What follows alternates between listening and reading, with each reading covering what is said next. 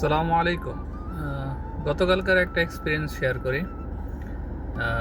যারা সৌদি আরবে থাকেন তারা অবশ্যই জানবেন, রাস্তার পাশে যে দাঁড়ায় থাকে না, অনেকে পাকিস্তানি আছে সকালবেলা, কি বলো এটারে, এই কাজ করার সামগ্রী নিয়ে রাস্তায় দাঁড়ায় থাকে।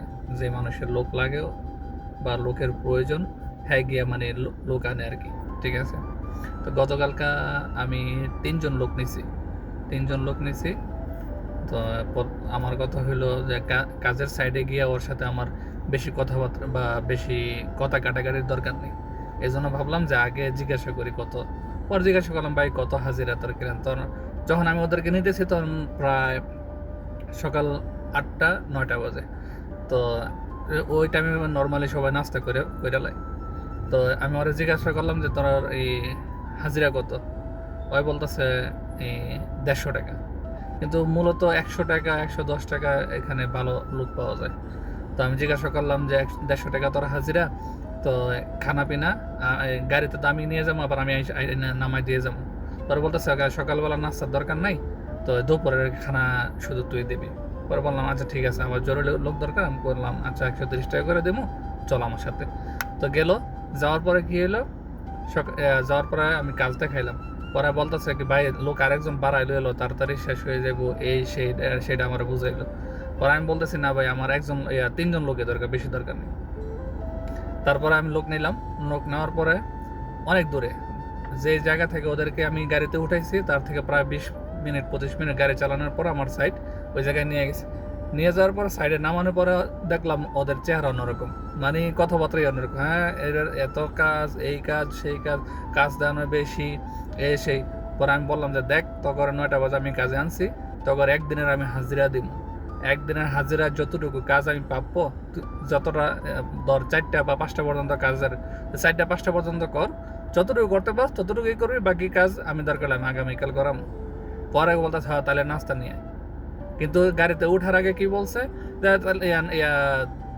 নাস্তার দরকার নাই, আমাদের দুপুরে খানা দিবি শুধু। কিন্তু হ্যাঁ কাজের সাইডে গিয়ে বলতেছে নাস্তা নিয়ে। নাস্তা আমি ভাই আগে কাজটা তুই বুঝালো, সারাদিন কি কাজ করবি। কেননা আমি ওদেরকে কাজ বুঝাই দিয়ে আমি আবার আরেক জায়গায় যাবো, আমি ওই জায়গায় সারাদিন থাকতে পারবো না। তো যাই হোক, বলতেছে আমি কাজটাকে বুঝে নে। ওরা বলতে ভাই নাস্তা নিয়ে। তারপরে যাকে হোক নাস্তা নিয়ে আসলাম। নিয়ে আসার পরে নর্মালি যে লোকগুলা কাজ করে বা আমরা যারা কাজ করাই, আমরা বুঝতে পারি কোন কাজটা কতজনে করলে কতক্ষণ সময় লাগতে পারে।